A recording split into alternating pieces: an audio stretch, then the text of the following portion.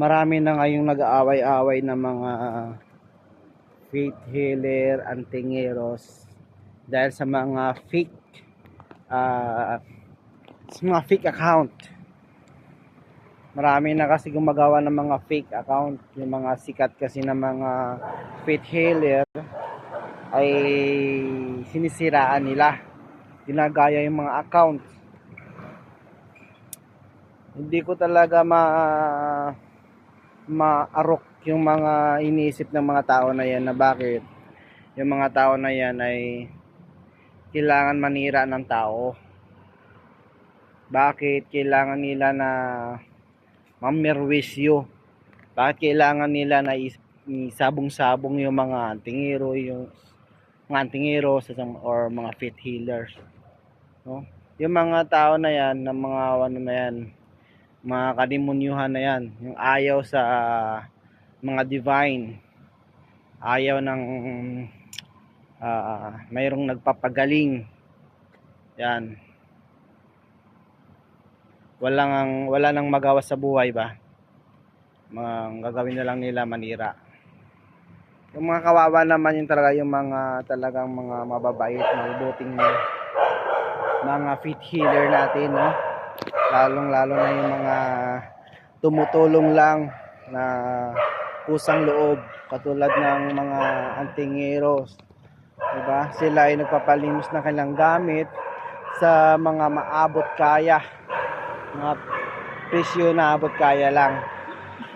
Por sa totoosin lang, hindi kaya yan na presyuhan yung hamakin mo. Magkakaroon ka ng gamit na ikaligtas ng buhay mo.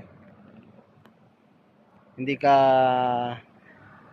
matatablan, hindi ka maputukan, maiwas sa disgrasya, magkaroon ng blessing sa buhay mo, at lalapit ka sa, di ba?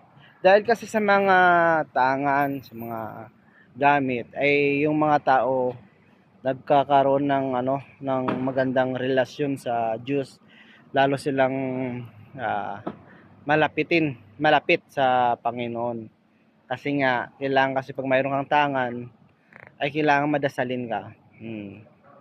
Kailangan kasi isuko mo yung sarili mo doon.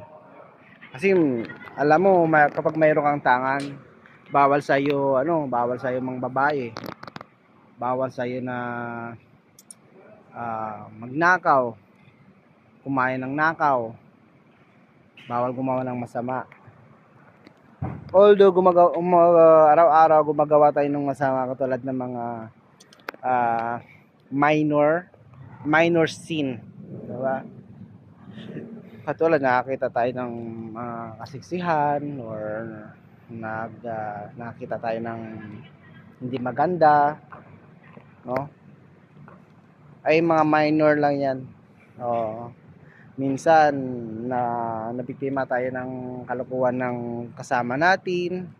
Mari sila ay nangwa ng pagkain. Kung nakuha sila ng pagkain na hindi mo alam na sanakaw, nakain mo, yun hindi mo naman talaga kasalanan. Ngunit ikay nakakain, kailangan mo talaga na magdasal. Kahit na dinasal mo na yung magpatawad ng kasalanan kayo ng umaga, magpatangi ulit ng patawad pagdating bago ka matulog. Yan. Para yung mga tangan mo, yung mga gabay ay sadyang lalong lalakas sila. At kailangan mo ipasok mo sa simbahan, dasalan, at pausukan ng insenso. Huwag niyong pausukan ng kamangyan. Huwag niyong kamangyan, kasi ang kamangyan, ayon sa sinasabi ng mga antingeros, ay ang kamangyan tumatawag sa mga laman, espiritu na laman lupa, o ng kanto, diwindi, yung mga laman ganon, laman lupa, mga halo-halo nun, halo-halo na mga espiritu na lumalapit, banal, or ano tawag to, puti or black, yan maghalo-halo na yan, lalapit din sa iyo or sa yung tinatangan. Yun, kailangan mo daw mag ano, yung incense talaga para magpapalayas. Yun, kaya kasi ng ano ng insenso magpalayas ng masamang elemento, masamang espiritu.